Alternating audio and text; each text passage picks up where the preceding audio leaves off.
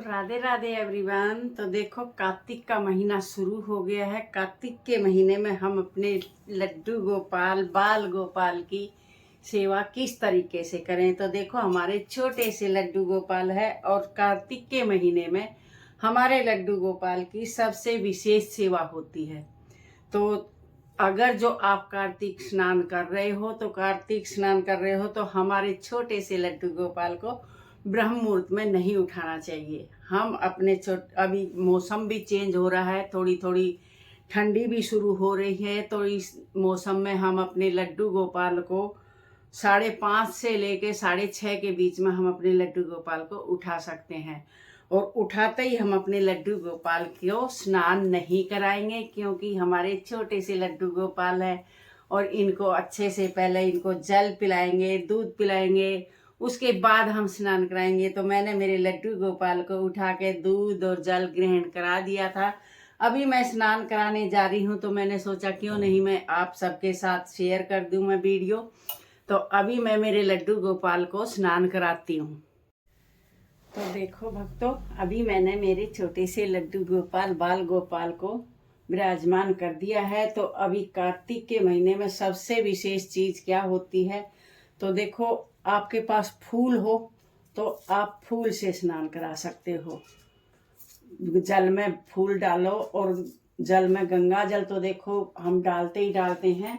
और हम इस तरीके से हम फूल डाल के भी हम अपने लड्डू गोपाल को स्नान करा सकते हैं। इस तरीके से हम फूल डालेंगे और हम अपने छोटे से बाल गोपाल को स्नान करा देंगे इस तरीके से।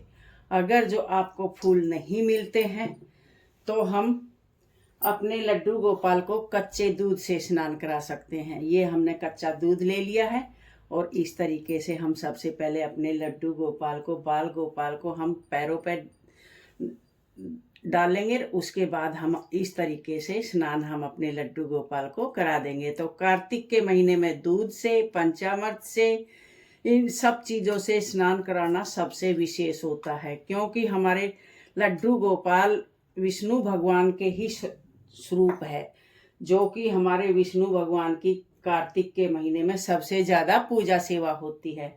अगर जो ये चीज़ भी नहीं है तो हम तुलसी पत्ता लेंगे। तुलसी तो जिसके घर में ठाकुर जी है उसके घर में तुलसी पत्ता तो सभी के मिलता है। अगर जो तुलसी पत्ता नहीं भी है तो आप अपनी सूखी हुई तुलसी को प्लीज फेंका मत करो, उसको छोटी छोटी डंडियां बना के अपने घर में रखा करो। जबकि हमारे पास तुलसी नहीं होती है तो उस टाइम हमारे ठाकुर जी को तुलसी का सुख मिलता है, क्योंकि हम उस टाइम एक डंडी छोटी सी लेंगे और अपने ठाकुर जी को स्नान करा देंगे। इस तरीके से तुलसी पत्ता रखा और हम अपने छोटे से लड्डू गोपाल को स्नान करा देंगे। तो देखो, हम कार्तिक के महीने में जितना स्नान, सेवा, पूजा, दीपदान, दान पुण्य और जितना हम करते हैं वो हमने 4 गुना, 5 गुना, 10 गुना होके हमें वापस मिलता है। तो कार्तिक का महीना हमारे विष्णु भगवान को सबसे ज़्यादा प्रिय है। तो हम इस तरीके से अपने ठाकुर जी को, अपने छोटे से बाल गोपाल को हम इस तरीके से स्नान करा सकते हैं।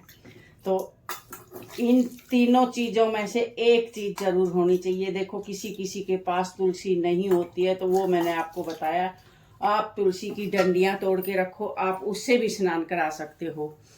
और अच्छे से श्रृंगार करो। और अभी थोड़ा सा मौसम का बदलाव आ रहा है, तो जैसे कि आप ठंडे पानी से नहाते हो तो अपने ठाकुर जी को भी ठंडे पानी से स्नान कराओ। क्योंकि अगर जो आपको ठंडा पानी में लग रहा है शुभ की आ रही है, गर्मी ठंडी लग रही है, तो हमारे बच्चे, ये तो छोटे से बच्चे हैं, इनको तो और भी ज़्यादा गर्मी लगती है। तो इस चीज़ का ज़रूर ध्यान रखें।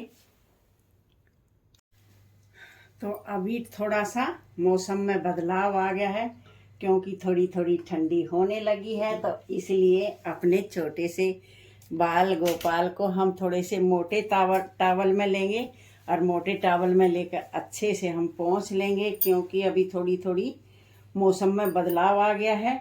और थोड़े से हल्के से मोटे कपड़े भी हम धारण करा सकते हैं। और अगर जो आपने अपने लड्डू गोपाल के लिए कूलर, पंखा, एसी, पंखा तो देखो थोड़ी थोड़ी ज़रूरत पड़ती है, तो हमारे मंदिर में ऊपर वाला पंखा होता है, हम उसी को चला देते हैं। अगर जो कूलर एसी आपने अपने ठाकुर जी के लिए लगा रखा है तो उसको अभी धीरे धीरे उठा के साइड में रख दो, क्योंकि अभी कूलर एसी की ज़रूरत नहीं है।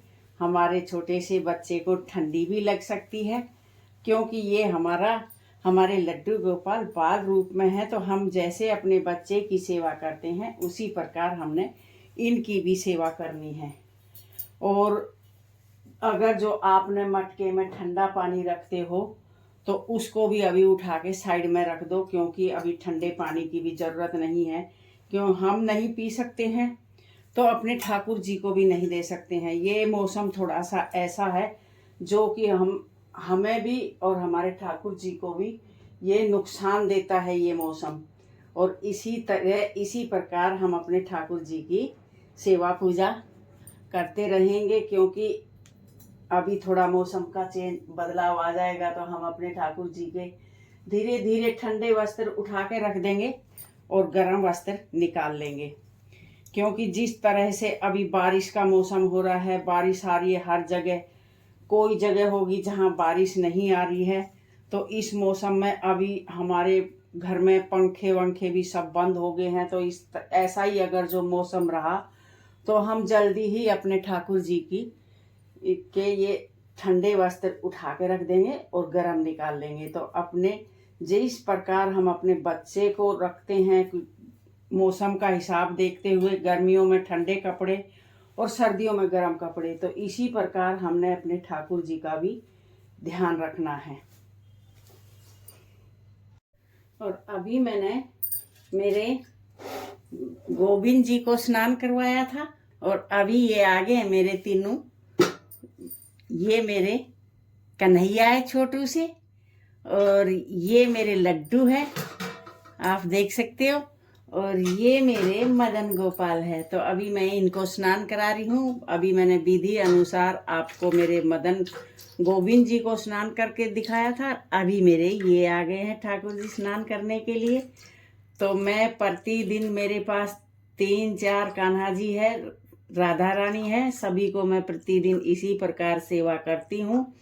और कभी कभी मैं आप सबके साथ भी शेयर कर देती हूँ। तो देखो, वीडियो अच्छी लगे तो लाइक करना, शेयर करना, सब्सक्राइब करना। और फिर मिलते हैं नेक्स्ट वीडियो में अपने कान्हा जी के साथ और दूसरे टॉपिक के साथ। राधे राधे, जय श्री कृष्णा।